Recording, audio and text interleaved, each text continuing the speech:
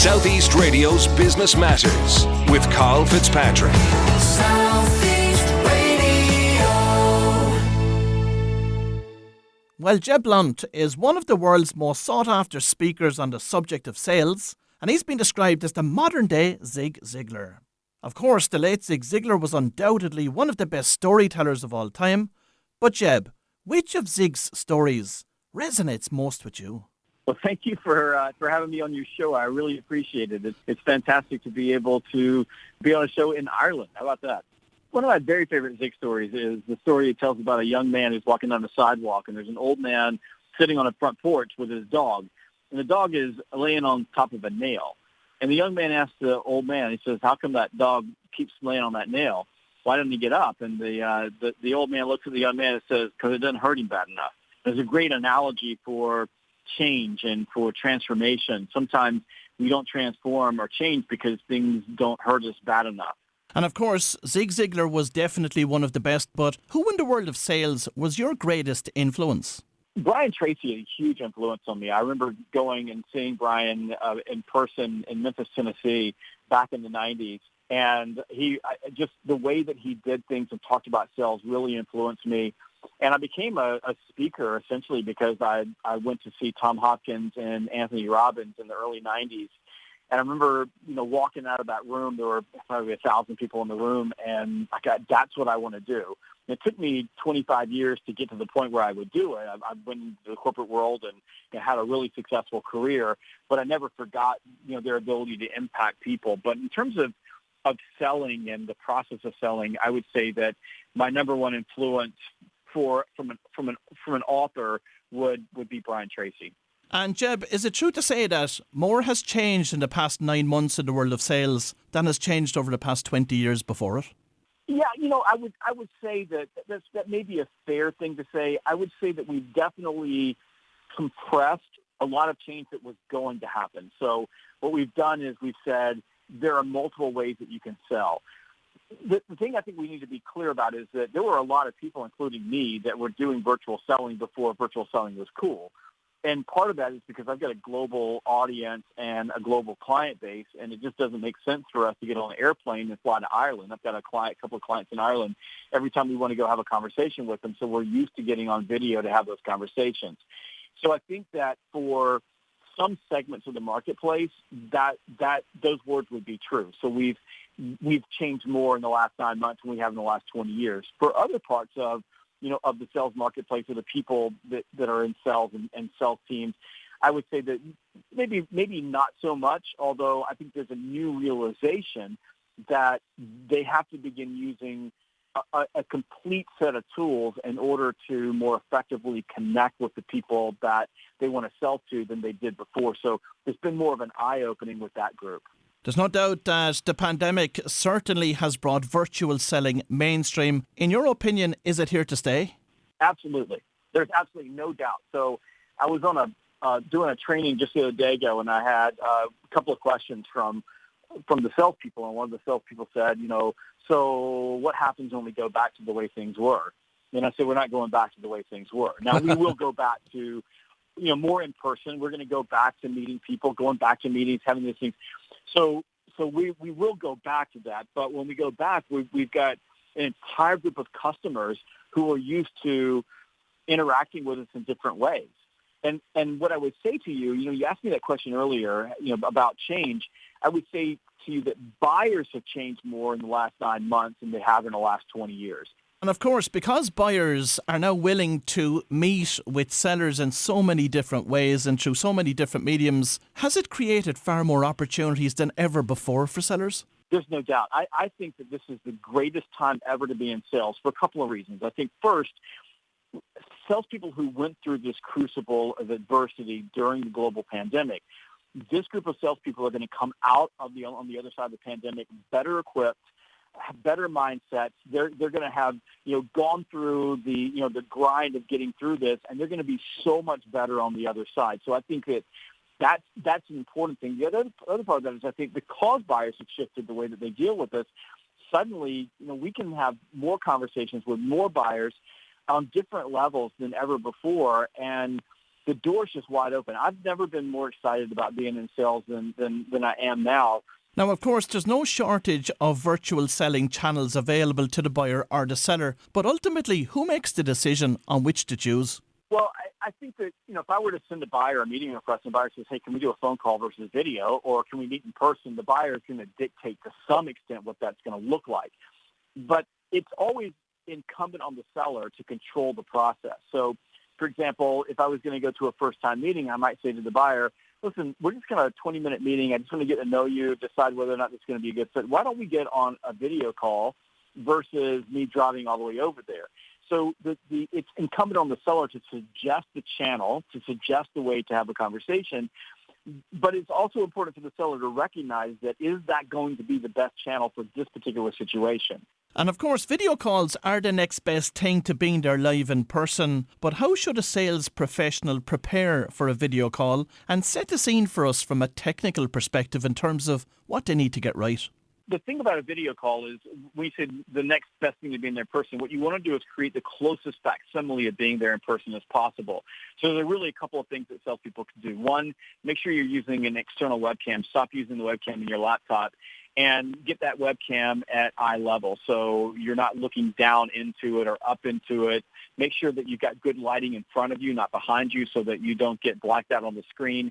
And my best advice for salespeople is stand up. So when you have your sales meeting, stand up so that you can use your body language, they can see you, and make sure that they can see you from the waist up, just like you'd be there in person. Make eye contact with the camera. And, of course, you need to make sure that whatever's behind you in your backdrop isn't something that is either taking away from the call, hurting your personal brand, or distracting to your buyer. And they're very good tips, Jeb, but in terms of style, what approach works best on video calls? Well, for me, the best style from video calls is to shut up. I mean, when I'm asking questions, listen to people, pause.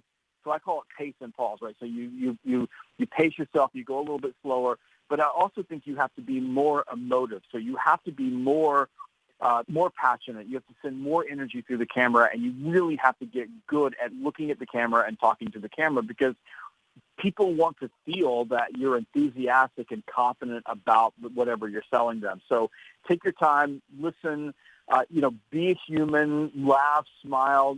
Don't let the camera intimidate you, and it will, it does for a lot of people, but you have to work at it to get over that. And more than anything, just learn how to listen and do your best to avoid talking over your prospects. And of course, they say that the best way to build trust is through listening. So in terms of getting that balance right on a sales call, a virtual sales call, what should a sales professional be aiming for in terms of percentage speaking versus listening? Well, if you think about it from from just a purely sales standpoint, this really doesn't make a difference if you're on a video call or a phone call or in person. You should be spending most of your time listening, depending on where you are in the sales cycle. Now, if you're in a presentation mode where you've done your discovery, you've asked questions, and it's your time to present your solution, you're going to be doing most of the talking. So typically in a presentation, you're probably going to be doing, somewhere between 50 and 80% of the talking. During discovery calls and initial calls when you're meeting your stakeholders, you should be doing maybe 20% of the talking. They should be doing 80%. And Jeb, how do you go about delivering effective virtual presentations and demos during video calls? Well, one thing is keep it short. So number one is virtual presentations should be short. So if it takes you more than 15 minutes, if you were just talking the entire time to deliver your presentation, that's too long. So you want to be somewhere between, 10 and 15 minutes. If you go over, don't go any more than 20 minutes. Do that. Make sure you're setting it up by not talking about yourself. So in person, a lot of times we'll go in and we'll do a little bit of here's about our company, that type of thing. You do not do that on virtual calls because they're going to be bored out of their mind. Save that to last. Do it on another call. Don't do it in your presentations. Start off by talking about them. So I always start off and say, here's what you told me were important things to you. Here's what you told me you're trying to accomplish. Did I get that right? I just do a quick summary of their issues. And then I walk them through my recommendations for their solution or for their situation.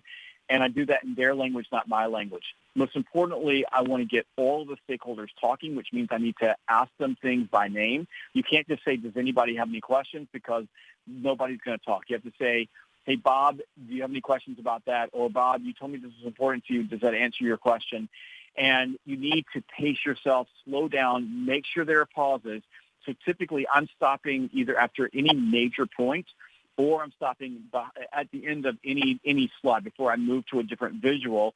I'm always stopping, checking in, trying to get into conversation going. It's not easy. It can be uncomfortable, but the interaction matters more than anything.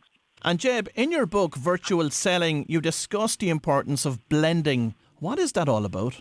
Blending is the most important part of virtual selling. And in fact, if you would just sort the question you asked me earlier, is this here to stay? Blending is here to stay, and get used to blending. What blending is in any sales situation with any customer, any prospect, wherever you are, it is choosing the communication channel that is the best channel for that situation, the channel that is going to give you the highest probability of getting the outcome that you desire in that particular sales conversation, sales situation, sales process, no matter where you are, at the lowest cost of time, energy, and money. And in terms of telesales, actually picking up the phone and making cold calls, what advice have you got for sales professionals today? Is it something they should be investing time in or not? Yeah, here's my advice. Pick up the damn phone. That's my advice. Pick up the phone and call people. It's the fastest, easiest, most effective way to have a conversation with another human being. And by the way, there's a phone strapped to every person that you call. We carry one with us everywhere. So pick up the phone and call people. The phone is the original virtual selling tool. And by the way, it was invented in 1876, so it's been around for a long time. It is the very best tool that we can use for prospecting. It is the very best tool we can use for sales. And you ignore the phone at your own peril. Many will say that getting a cold call is an interruption to their day. It's something that they don't welcome. How would you respond to that? I would say that's true. It is an interruption, and nobody wants a cold call. That doesn't mean that you shouldn't be doing it. You just need to do it right. Because if you don't cold call people, if you don't reach out and call people, you're not going to have a full pipeline. And if you don't have a full pipeline, you're going to fail in sales. So cold calling and interrupting people, and by the way, when we start talking about cold calling, I mean, there's pure cold calling. They don't know me. And then there's calling people that are old leads, old customers, what have you. Salespeople aren't afraid of cold calling. They're just afraid of making the call because they're afraid of rejection. So I get it. I understand it. You know, I would prefer that salespeople not call me, and so would you. But salespeople still call me, and the ones that call me or send me an email or connect with me in some other way, and they do it in a meaningful way with a good message. They're the ones that I'm going to talk to. I had a rep from the UK. I bought probably the biggest software package we've ever purchased. He left me 71 voicemails until one day I picked up the phone and I recognized his voice, and we talked for an hour and a half, and I did business with him. So he called and called and called and called and called and called. He got me. He sent me emails. He stalked me on LinkedIn. He did a bunch of other things too. But the fact is that this guy had the persistence to keep going, but the phone was his primary tool. And by the way, he believed enough in what he was selling and how it could help me that he didn't give up, and he demonstrated that he cared and that he wasn't going to go away, and that it was his job to connect with me, not my job to connect with him. Is it the best use of their time when we look now at social selling and the opportunities that are there from a digital sales and marketing perspective? Is the time not better invested in those channels in attracting inbound leads instead of trying to generate outbound ones? Well, funny that you said that, because I was on I did an hour and a half with a group of real estate executives this morning on a video training call. And one of them asked me that, and I'm like, how's the inbound going for? And he was like, well, almost everything that I've sold, I generated myself through outbound prospecting. I went, yep, that's the truth. That's true for every salesperson. So certainly, I think every person should be doing everything possible, using social channels, using bulk email. If that's something that you should be doing, getting out there, doing networking, getting to know people in your community. Anytime you get an inbound lead, it's a great lead. When people call you and they raise their hand, it's just fantastic. And if you can generate a ton of them, whether it's through referrals or through marketing or what have you, that's a really good thing. And there are going to be some salespeople who can do that. I happen to be one of them. I've written 13 books. People know who I am. I do radio interviews. So, it's a little easier for me to get more inbound leads than the average salesperson who works for, say, a commercial company and is selling.